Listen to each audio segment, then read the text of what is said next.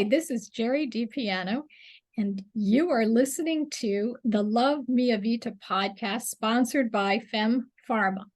Today, my guest is Dr. Juliana Hauser, and Dr. Juliana Hauser has been a frequent guest on the Love Mia Vita podcast. We're so happy to have you once again, Dr. Juliana. I love being here. Thank you. For those of you that have listened in to our podcasts, you probably know a lot about Dr. Juliana, but for those that may be listening in for the first time, let me share a few pieces of information about Dr. Juliana's distinguished background.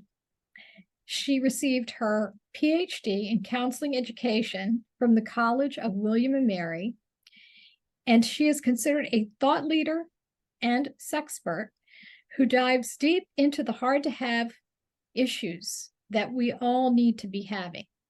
She leads conversations about relationships, about agency, sexuality, intimacy, and so much more. And she's also a lot of fun. So when we have these conversations, and I'm sure when she has those with her patients and others that she counsels, she has a sense of compassion, a sense of understanding, but also a sense of humor that is so important, particularly when we are dealing with difficult to have conversations.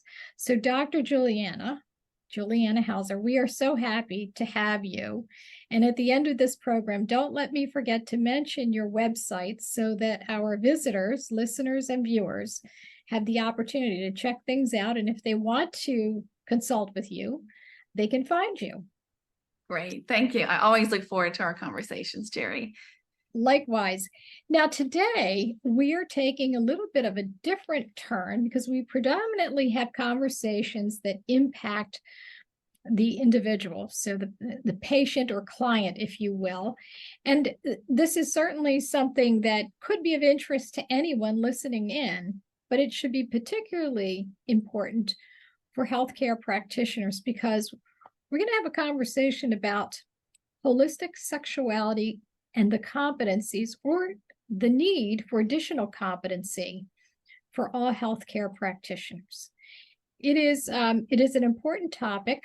It's a topic that is often not invested into any great extent in medical school education, which is something we're hoping to support going forward because it is an initiative that's quite important. And I know, Dr. Juliana, this is something that is near and dear to your heart. You'll be able to find this, by the way, on the FemPhar website as a blog post, and we'll have a lot of detail on this. So whether you are a layperson or a professional, you can read about it as well. But when we think about addressing these issues with a healthcare practitioner, irrespective of what your specialty may be, could be gynecology or dermatology or plastic surgery, we all need to have a basic understanding of sexuality and sex education is fundamental to that. Unfortunately, healthcare practitioners, not because they're not compassionate, are often not engaging in these conversations.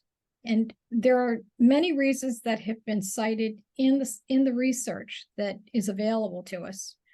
One is the lack of time. And I'm sure any healthcare practitioner, or even any patient or client listening in, can appreciate that healthcare practitioners are overwhelmed with patients. It started even before the pandemic, but certainly it's just been exacerbated. And then there is the training aspect. We know that medical school training lacks specific coursework in sex education and intimacy and things of that nature.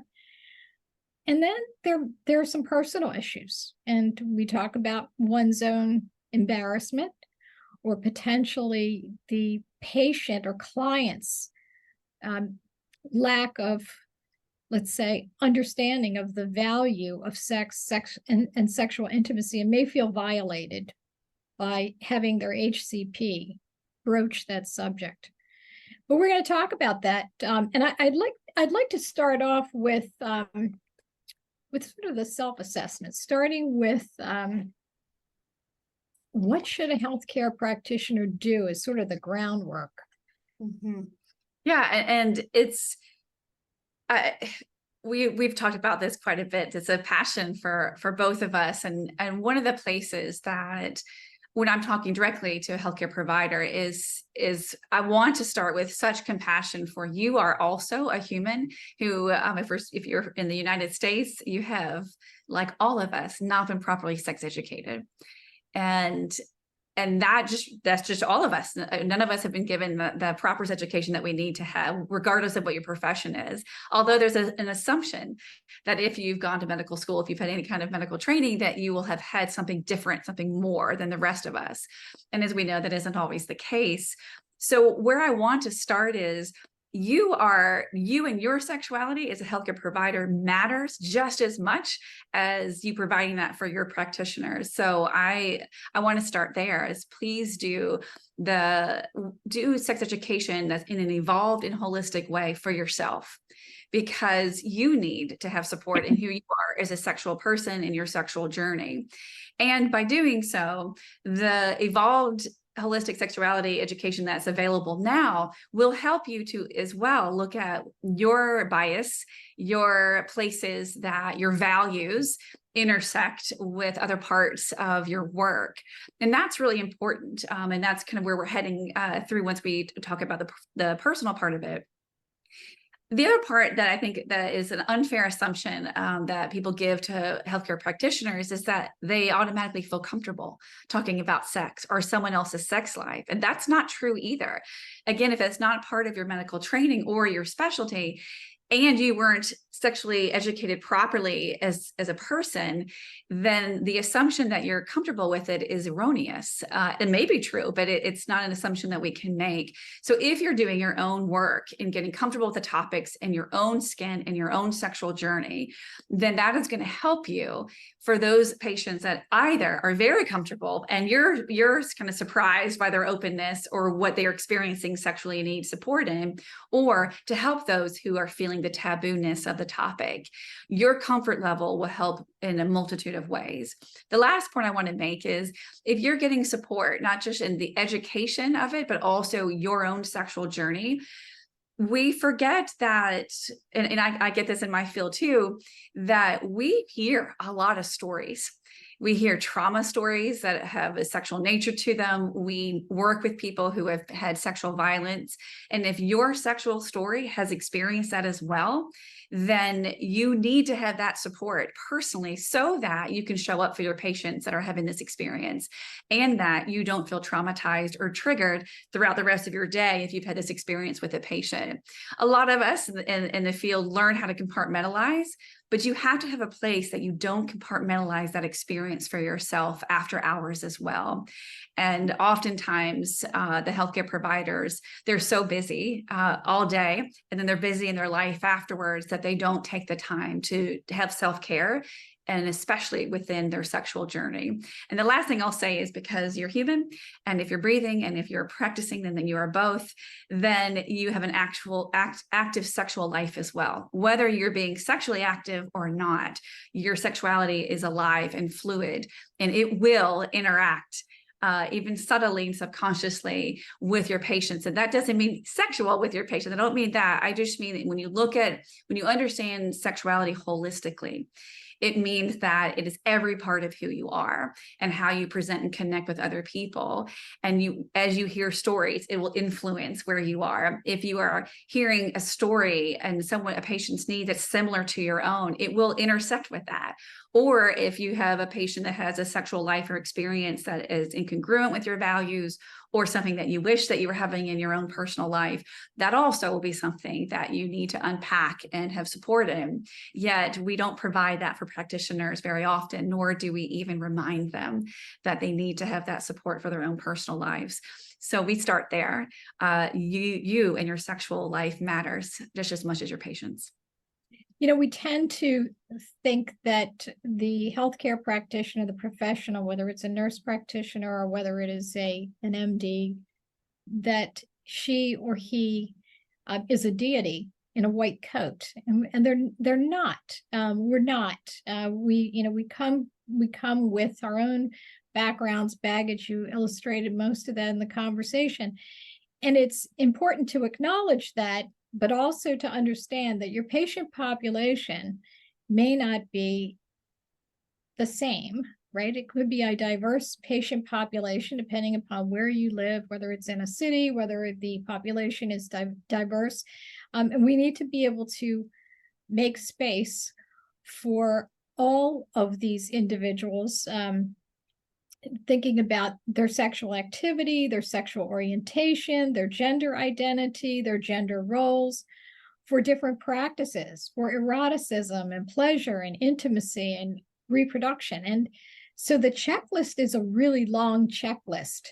And that's why when we started this conversation, it's showing yourself some compassion as a healthcare practitioner, giving yourself that grace of understanding. I don't even know what the right pronouns are. Well, we probably need to be a little bit better informed about what pronouns are appropriate and how to make space for individuals that may not look like us or act like us or have the same experiences that we have had. So I think it's fundamentally important that we recognize that, and we also recognize that our healthcare practitioner, like us, may still have some growing to do. Mm-hmm. Yeah, well put. And so we talk about, or you talk a lot about, sexual agency. And in the context of the healthcare practitioner, we should revisit that topic as it pertains to the healthcare practitioner, because it is really important. So as part of that self-assessment. Mm-hmm. So it's, to me, the cornerstone of evolved and holistic sexuality. And in the shortest definition of it, although it's a very complex concept, it is learning your terms and then living your terms. And when we put agency inside of sexual agency, it is learning your yeses and nos, your wants, your needs, your values, your decisions within a sexual contact and within sexual connection. And sometimes that means sex acts, but we're also meaning it in a more evolved and holistic way of looking at sexuality, also well beyond orientation and well beyond sex acts. But it's the premise that everyone gets to decide what's right for them. And some of that belies some of the culture that we have right now, but I'm steadfast in that belief that when someone believes this themselves, that they get to decide what is a yes or a no for them, and so many aspects of it, it absolutely changes how they show up in connections and how they feel about themselves with those connections. That has a huge synergy and pattern to it. It also means that you understand that you have a responsibility, not just a right to it, but you have a responsibility of knowing your yeses and nos, and a responsibility for doing that self-exploration, and for being somebody that when someone's connecting with you, you allow there to be agency for them as well. And that's complicated. It's complicated when there's conflict and difference of needs and wants. It's complicated when there's different values that are at play. And it's complicated to navigate all of that. But if you are somebody who is holding to the belief of sexual agency, you see it as a right, a responsibility, and a community. Very well said, and fundamental, because let's face it, the decisions you make about your own sexuality, if you're a healthcare practitioner, may be different than those of the individuals that are coming to you as patients and clients. And you have to be mindful and respectful of that. And by giving them the opportunity to invoke their agency and not be judgmental about what their choices may be. And this goes to how to start that process of educating yourself. So we talk about the background work, so the work that we all need to be doing to get ourselves to a better place as it pertains to sex education, understanding of basic anatomy and physiology. Where does a healthcare practitioner start? Where do you advocate that they start, Juliana? There's multiple ways to do it, but the headline of it is you have to do the work, because it's really not often provided for you. I have a similar thing in my field of mental health, that when I go to conferences, when I'm looking for CE credits, it's very difficult for me to find someone that is presenting on the topic of sexuality. Usually it's me that's doing it.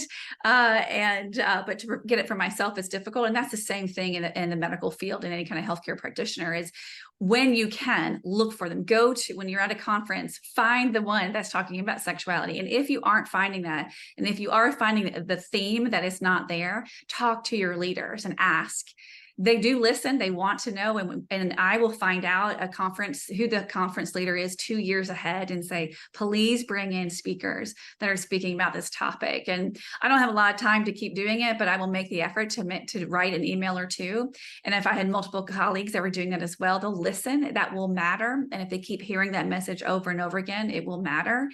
But again, I know time is limited. So what I do is I also have gone to the personal, to the private, and I educate myself even outside of professional organizations. And I find the places that have a reputable certification. I find the places online and in person that has the credentials that I'm looking for, and had the topics that I agree with. And then I also look online.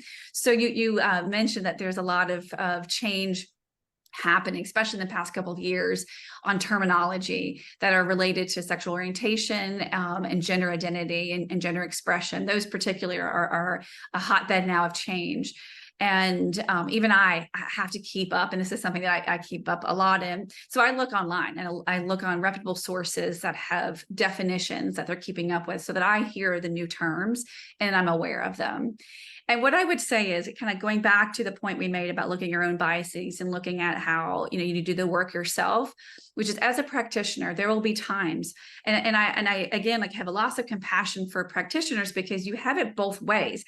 You have to look at your values and how that intersects congruently or incongruently with your patients. And then, depending on what your practice is, the ownership of the practice that you're in, or the healthcare conglomerate that your practice is underneath, sometimes you have conflicts with that value system, or what they are saying you can say or ask or not say too, and you can be in a double bind in a certain way. And that can come forward even with the value system of gender identity, and using those terms or educating yourself on that. And everyone has to find their middle ground and what feels right for them. But I still feel that, and I want to advocate for, just even look online. If you hear a term that you don't know, then look it up and learn about it. And you can ask your patient to explain it to you, but I also am always careful to not make patients that are going through this always have to do that emotional labor for every single person that they are coming up and asking support in.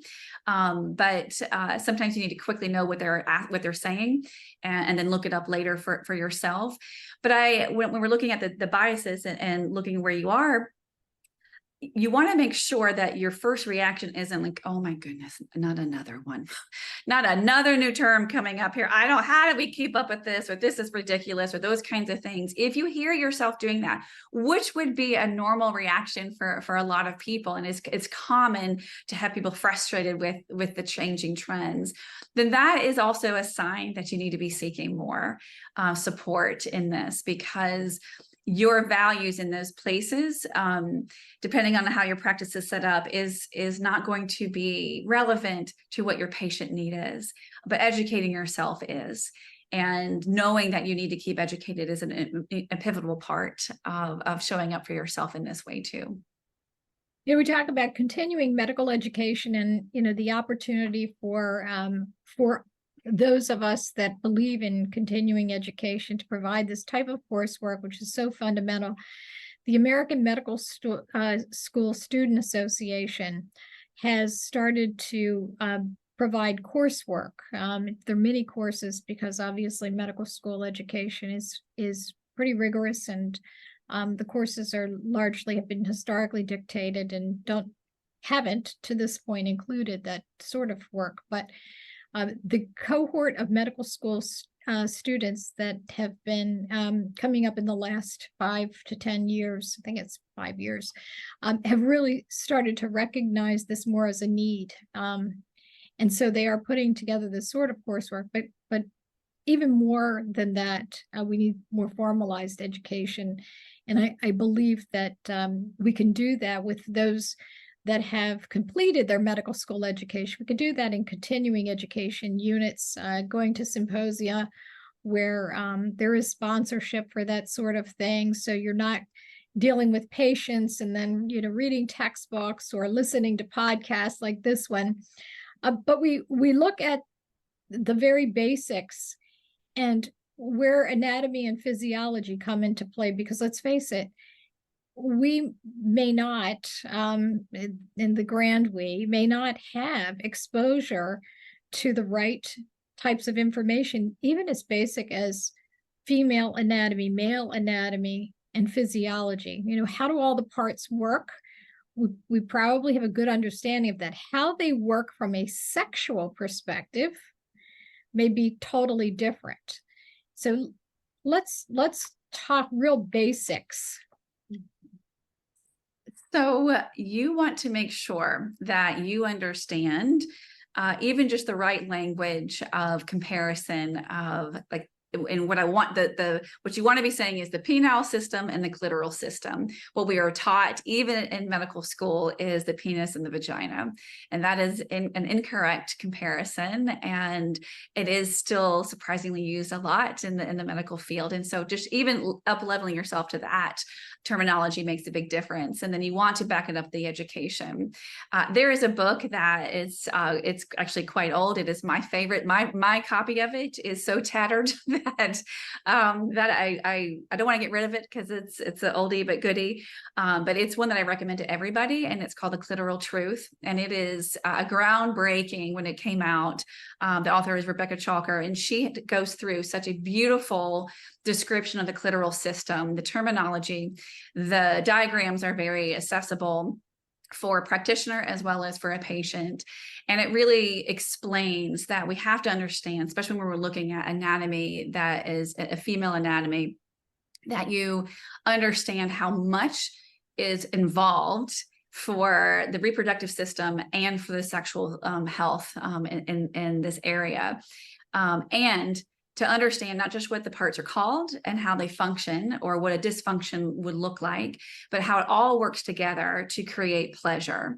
And pleasure is an interesting word that isn't used very often in our training, whether it's a CE or in school, but it should be. And that's the second addition I would add to this when we're looking at anatomy is don't just learn the names, don't just understand the functionality of it, understand the different ways that symptoms will appear and it's not functioning, but really understand how this all works together for pleasure. Because ultimately, that's a lot of what people are asking when they're talking about pain during sex, when they're talking about not experiencing orgasm and being concerned about that. They are also asking, how do I achieve pleasure then? And when you can understand the whole clitoral system, when we're speaking to those who have female anatomy, you are wanting to have a holistic answer to them. And most are not taught that. And that is something that will evolve. So it's not something that is static. It's something that will evolve. It's not relegated to a certain phase of life. So when the topic of sex and sexuality is discussed, sometimes we have a bias to think about, sex is something and pleasure is something that young people enjoy. And we should think about this not as a phase of life. And I know you point that out, that sexuality is ever changing. And so thinking about how pleasure plays into that, and I love the word plays because we want to make it fun. Right. So, yes. So help me to understand that sexuality is ever changing and fluid. So it's, again, one of the few things that we all have in common is that we have sexuality. That doesn't always sound like that makes sense because we have been taught a very, very narrow view of what sexuality means. But again, with a holistic lens to it, our sexuality changes. It changes as we grow. It changes as our anatomy matures. It changes as we have interactions in relationships, with political interactions, with our era. It changes with our culture. If you have any religious views of it, we are constantly reworking our relationship with sexuality. Some of that involves our body, and some of it involves society. Sometimes it involves social constructs, and a lot of it can be a spiritual and individual endeavor too. It is rare that we have all of our sexuality be a static thing. There's often things that stay the course for us, and values or our own experience with it.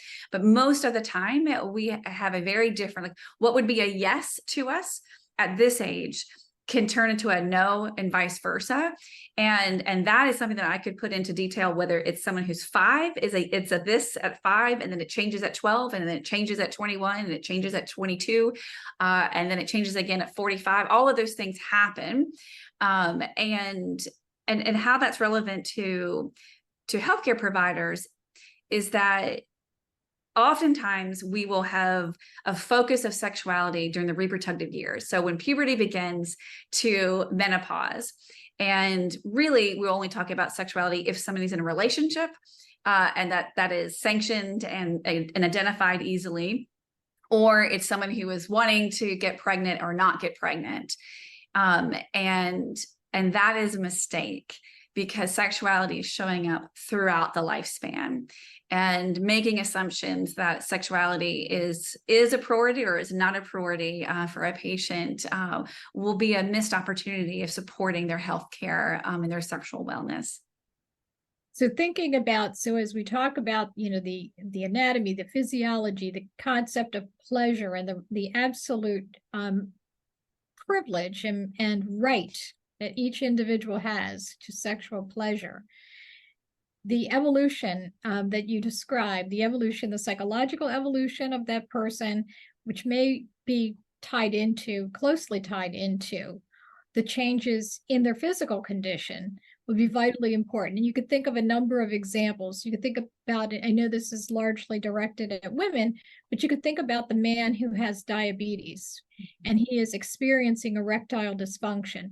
Or you could think about the woman who may have a metabolic issue that is impacting her weight and her ability to move, and how that might impact her feelings about her body and her sexuality, or the way in which she functions as a sexual being. And then we talk about what happens when you lose your partner. And I know we've had podcasts around death and divorce. So understanding a little bit about that background and how that plays into sexual pleasure. So there's a lot of education and a significant process that one must go through.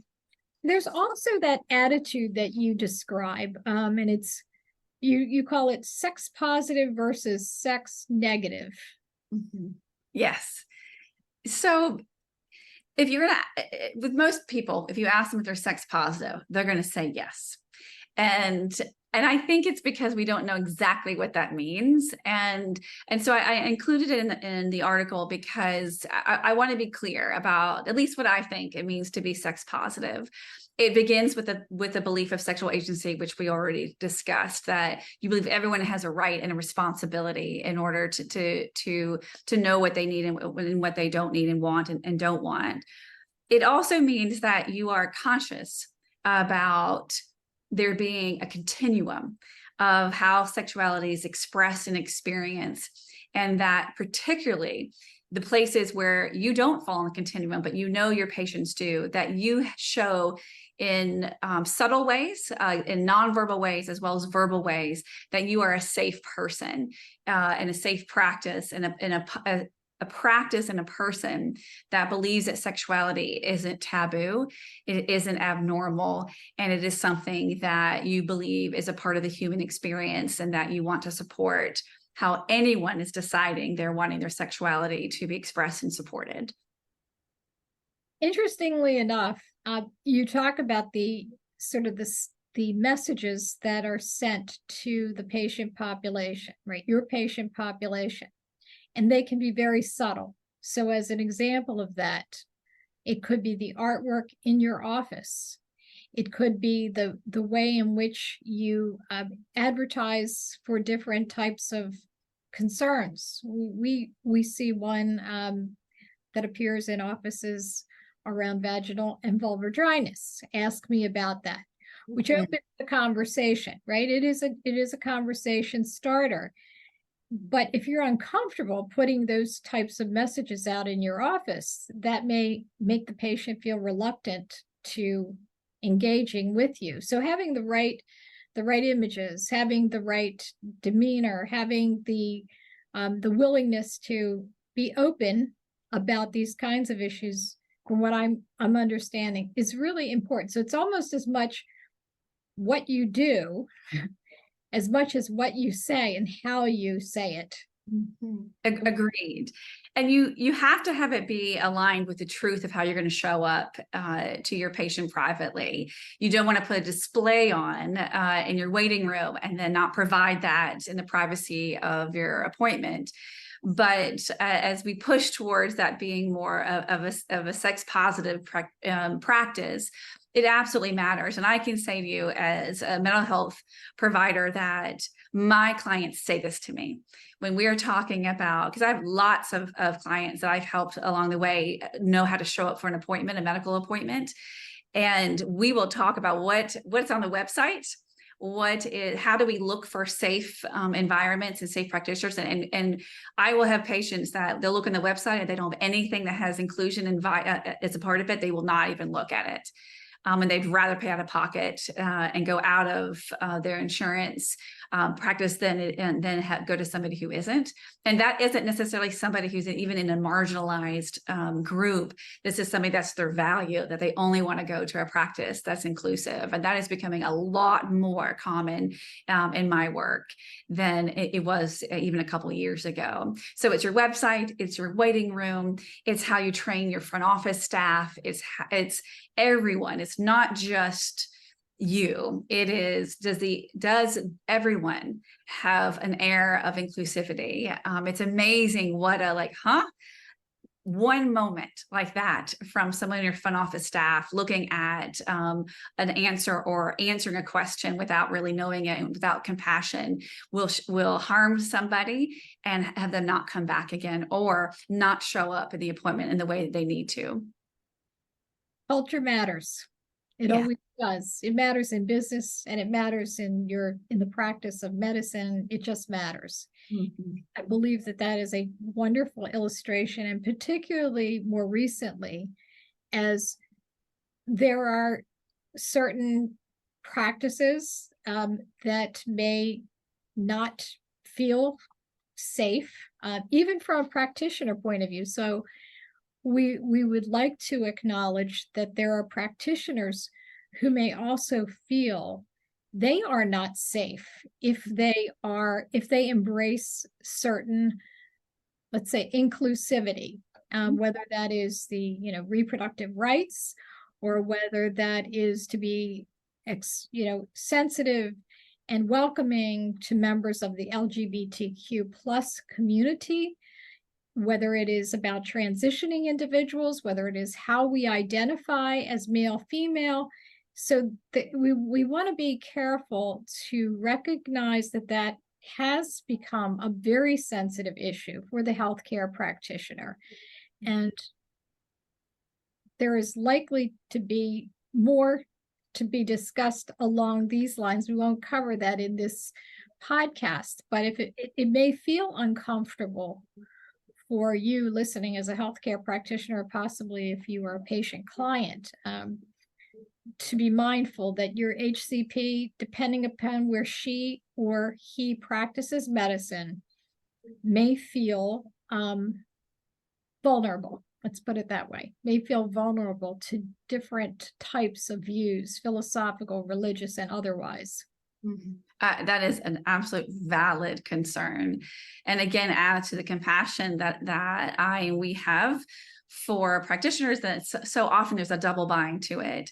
I do think even with that, there are ways to express to the potential patients or to your existing patients that you are a safe practitioner, that can, in ways that can lessen the risk that you're bringing to yourself. But you're absolutely right.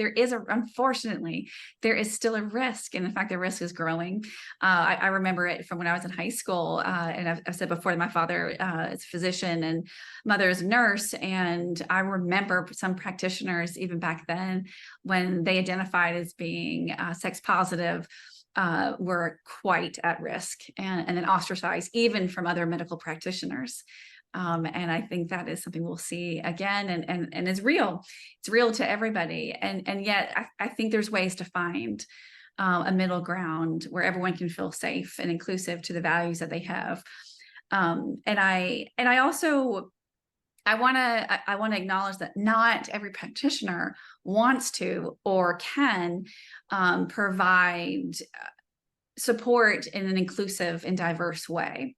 And if that doesn't hold with what your value is, if that doesn't hold for what you kind of the rules and the culture of where you're practicing, I understand that you don't then want to falsely advertise, because I have had clients who thought, because of some wording, that they were going to be safe to explain their needs, and then that was not the value system of the practitioner. And that disconnect was very scary and really miseducative. So I want it to always be something that is true to your values. You said something earlier on during our conversation, and it really is being your authentic self, and that will go a long way, I believe, and I'll speak as a patient, obviously not as a physician, but as a patient, it would make me feel much more comfortable knowing that whomever I was visiting, healthcare practitioner, was authentic and not misrepresenting what they thought would make sense to someone like me who may be very philosophically liberal and accepting, only to find out that the arms are crossed and they're not acknowledging my beliefs, and it's clear that they are hugely uncomfortable. So authenticity is very important from what I'm understanding, and it does make sense. It makes sense to me as a patient to know that I'm visiting a person that I can trust, that is showing up the way they should be, which is true to their value system. And just like we talked about, like that everyone who's a human has generally not been properly sex educated. That obviously includes the patient as well. And so most people have a different feel to asking a question about their sexuality. And that falls for me too. I've moved quite a bit. And so I've had to often recreate my medical support team every time that I've moved. And so I've had lots of practice of figuring out who the practitioners are that are going to be supportive of me. And because I'm a bit cheeky and because of what I do, I will often start off my appointment with like, so how much do you care about my sexual health? And it's so interesting because some are just so disarmed and just like, what are you talking about? And then they look to see that I'm kind of smiling at it. And others are like, oh, I care a lot. Let's talk about it. Or some will be like, that's not relevant to our work together. I've gotten every reaction you could think of. I even had someone admonish me, and that person was a gynecologist. It was just so interesting to have that reaction. But what I started doing for myself, and I actually teach my clients this too, to say some version of that, is that I needed to become desensitized to that experience. And I also, for me, what I realized was that I was avoiding the topic. Even with what I do, I found that when I was going to my appointments, especially when I was establishing a new relationship, I was afraid to bring it up. Even when I didn't have a presenting issue that was related to my sexuality, I knew that I needed to be with a practitioner that if and when I had a sexual question, that I was going to feel comfortable before, because it was going to be, and I know this just because of how things are, it's not even easy for me to bring up questions that I need support in my sexual health. So I really need to make sure that I can say it. For me, it works by being kind of funny about it. And I've been able to weed out who shouldn't be on my team through something like that. And I think that's an interesting way for a practitioner to consider it too. How would you respond to a patient that said that? Would that be off-putting? Would it be like, would it be like the Seinfeld moment that you put it in their folder? Like this person's, sexually forward or speaking about it, or would it be a breath of fresh air? Even that reaction that you just had to hearing my story, it'll be interesting to see what you think of it. And do you want to invite more of that? Would that be refreshing, or would that be scary? And that's really the little bit of the dilemma on sexual history too, right? So if, let's say you are doing your work, you figure out that you are sex positive, you've done your inventory in your office, and now it's you're one-on-one with your patients, and this is the new initiative. And you can find that patient who is completely turned off. Use that word, turned off and put off, and perhaps angered by the questions regarding sex, sexual health. It may feel very offensive. It may feel very intrusive, even though that you've just had a physical exam, which could include a lot of things. It could include a pelvic. It could include a breast self-exam or a prostate exam if you're a guy. But now you're asking the person about, how's your sex life? Do you want to talk about sex? And getting that sexual history. So how does a healthcare practitioner navigate that? At the risk of sounding redundant, I'm going to say that the first thing that you have to start off with is knowing it is something that you need to be asking and having it sound just like you're asking, how many times a week are you exercising? What are your eating habits? That you need to believe that that is a normal and healthy question and responsibility to add to the questions that you're asking in a general exam. And if you have that attitude and you have that belief, it's going to change how you say it in a way that's normalizing, and it will help, even if it is off-putting. And you can't tell. Like I often will say to practitioners that I work with, it's like you are constantly doing ad lib. You are doing you have no idea what's walking in the door, especially even with established patients, you don't know what's going to happen. So you have to be agile to the presenting problem. And that could be in a sexual context as well. What I like to say next is, there's obviously a growing trend of doing a screening for domestic violence and suicide ideations. And included in that should be a question about what is your sexual health and your sexual activity. And I love that it's being included. It's helping everyone get used to that so that they're not surprised, so that they anticipate they're going to be asked about domestic violence. They're anticipating sexual ideation, suicide ideation, and they're anticipating questions about their sexual health, which will help lessen the shock if they're going to be shocked, or the taboo-ness of it. And it allows patients to, again, have their agency, that if they don't want to talk about it, they don't have to talk about it, but they can. And you are there allowing that. One of my favorite stories of a practitioner that I felt to be so sex positive, and he was a gynecologist. He had a three question rule. And when I first was young, and when I was young and going to him for the first time, I so appreciated that he did this. He asked me 3 different times in an exam. When I had all my clothes on, he asked me that. He asked me when I had the scratchy gown on, and then he asked me again when I had gotten my clothes back on. And the question was this: is there anything else I should be asking you? Is there any other question that you have? Is there anything in your sexual life that you want to know before you leave today? And I would know what my questions were, or I had an issue and I was so embarrassed and didn't know how to ask it, that it would always take me the 3rd question for him to throw it to me and for me to answer it. And I think as a practitioner, you think of that too. It doesn't have to be 3 times if that doesn't make sense when you only got 15 minutes with somebody and they're not even presenting about their sexual health. But it should be something that you don't just say, any history of domestic violence, any suicide ideations, any questions about sexual health. Like, it shouldn't be a checklist that you're not even looking at them and that you're not pausing. It's not that, like, when you call in, can I put you on hold, please? And it's not even a question. They're just saying it. I want it to matter that you're asking the question as a practitioner, and that you even just give it a pause. If you can't repeat it, that's fine. I get it. If you ever can, that's wonderful too. But I want you to be somebody that feels like part of what you're doing as a practitioner is normalizing the topic, regardless of how they respond to it. And I can say, as a practitioner, as a mental health practitioner, my clients will say to me, they act sometimes differently than how they feel. And so even if they act surprised, or they tell you it's not relevant, they'll come and tell me, I'm so glad they asked. how do I next time answer them?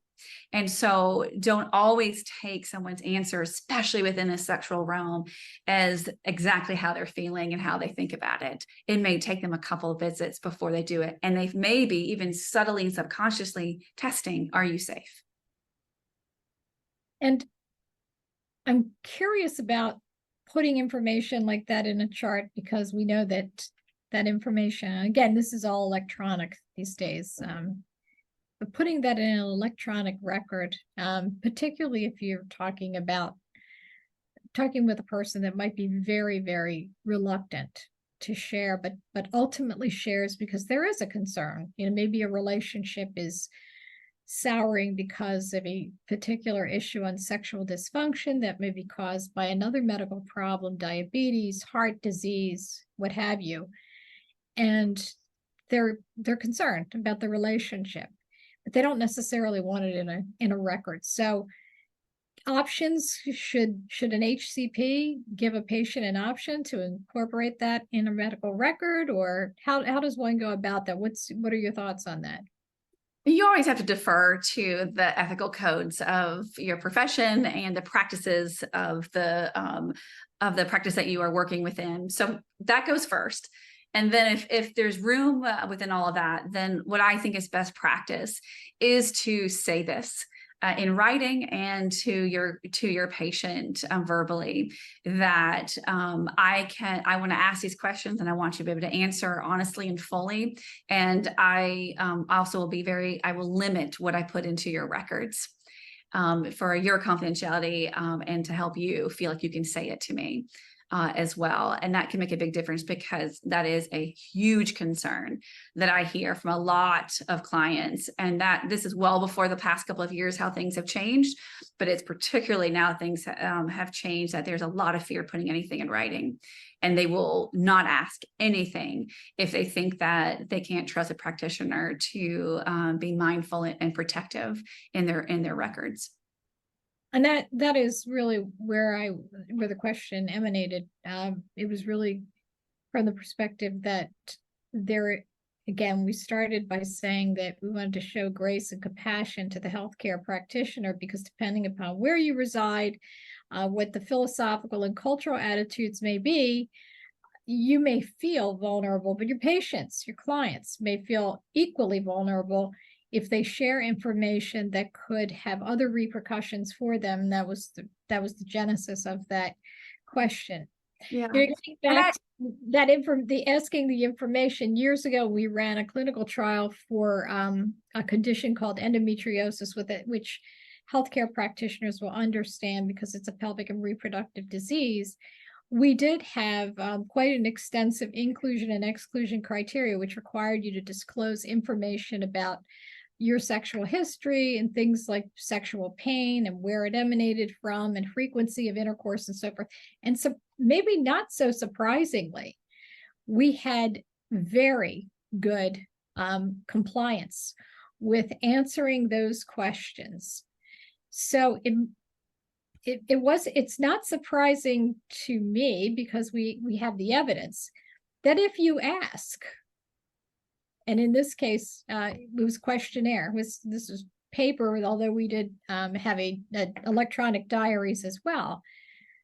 Women answered those questions. Again, this was a study in women, because endometriosis is a condition of women in the reproductive age group cohort. But it shouldn't be so surprising. So good tip. They'll answer the question if it's asked. When it's not asked, they won't answer. That's right.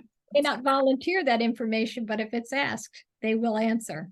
Mm-hmm. That's great. And it's wonderful you asked too. I wanted to go back to, again, like when we're talking about, again, all the issues that practitioners are having to navigate. I just feel so protective of practitioners, of the spot that they are in. And then I'll just admit it, I feel a bit of outrage in wanting, like, how hard it is for practitioners then to get up-to-date education and support in navigating these issues. And you asked previously, and I realized I didn't say this too, that I I think it's important to have colleagues that you trust and that you can ask and collaborate with, like, what are best practices? Where are you finding this, so that you don't feel so isolated and alone? It is obviously, we need to be better educating our practitioners and supporting them in an ever-changing climate, but also look to each other and look to the ones that are speaking about it. Look to the ones that you trust and say, how are you handling this? And what are you seeing as well? I think that makes a big difference. It is a multidisciplinary approach to dealing with the multitude of issues and concerns and just basic anatomy, physiology, how that interplays with the mind, body, and sexual intimacy of the individual.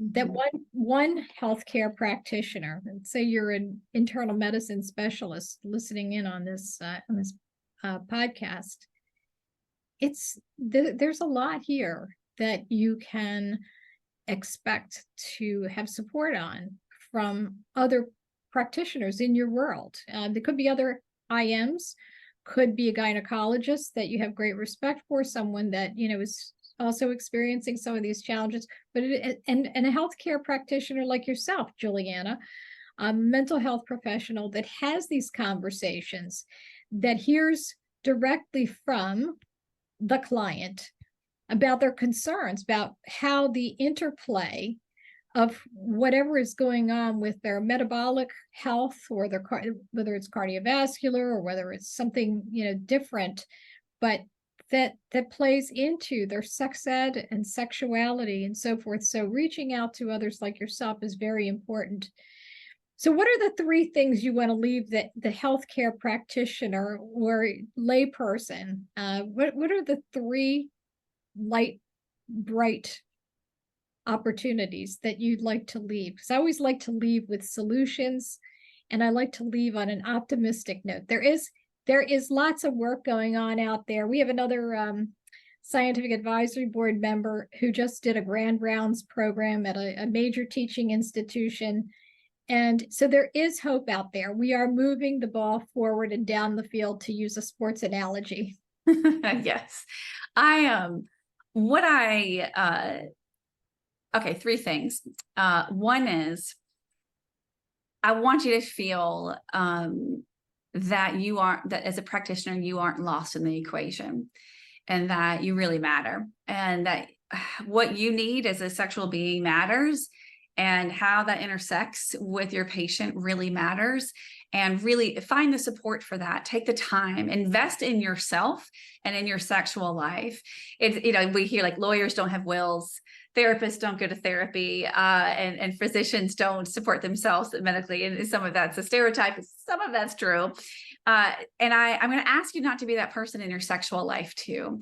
I mean, across the board, there are hardly any disciplines in the mental health, in the health practitioner field, that in some way you don't come across something in the sexual world in your patients. So take care of yourself, so that is a place where you feel more comfortable in your professional life also.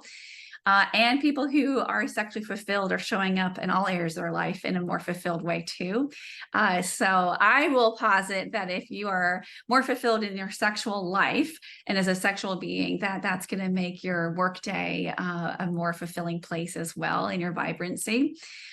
Next is that I don't want you to feel overwhelmed that you have to get absolutely everything right, because I know there are practitioners that are listening who have such good hearts and good intentions and are going to be writing this down and wanting to have a sex positive and safe sex practice.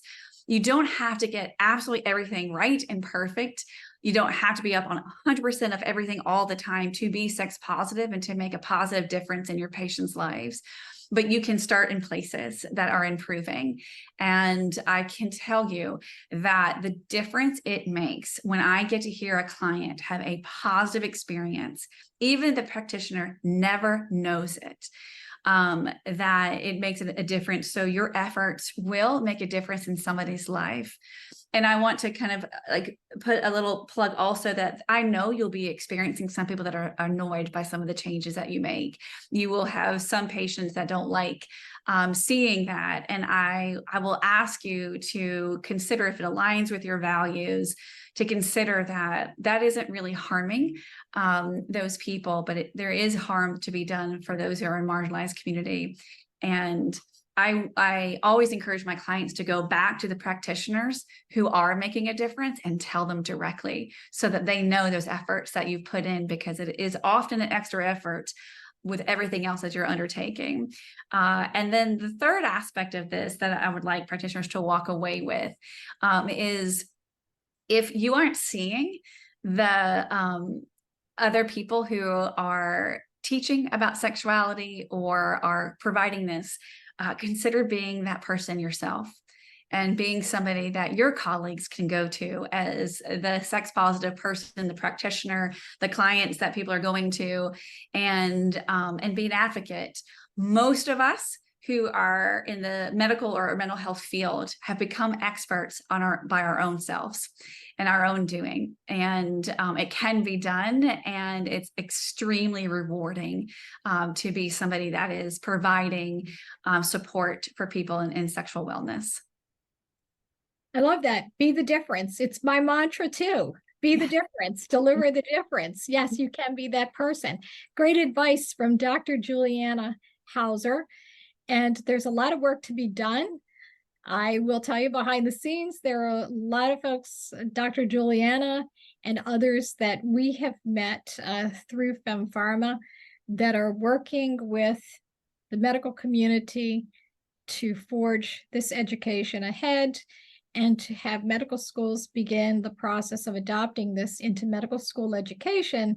But as you can tell, there's a generation of physicians, up-and-coming physicians, that have recognized this, and they are also propelling this agenda forward. It's so important. And we thank you for what you do, Juliana. Thank you. All of the mental health professionals that are supporting healthcare practitioners along the way. So thank you once again. And as always, it's been a pleasure to have this conversation with you. And for those of you that are viewing and listening to this, we hope that you've enjoyed it. Dr. Juliana will be back for more. And we want you to remember to take care and always love Mia Vita.